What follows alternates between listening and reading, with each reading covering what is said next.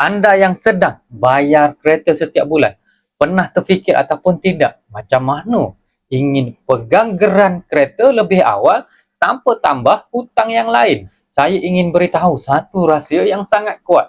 Pasangan ini, Tuan Bashir dan isterinya, baki hutang kereta mereka hampir RM40,000. Setiap bulan bayar RM1,000 tanpa gagal. Tetapi mereka berjaya selesaikan hutang 3 tahun lebih awal.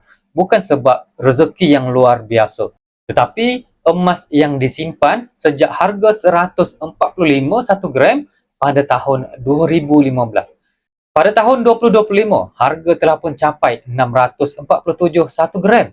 Nilai simpanan itu cukup untuk hapuskan hutang kereta sepenuhnya. Dan paling menarik, 1,000 sebulan yang dulunya dibayar untuk hutang kereta, kini dialihkan jadi simpanan emas setiap tahun. Pesan mentor kami, jika tukar duit kepada emas, duit itu selamat daripada kebocoran. Untuk saya bantu anda mulakan tabungan emas, hubungi saya untuk bimbingan, like dan follow video ni untuk info emas yang seterusnya. Assalamualaikum.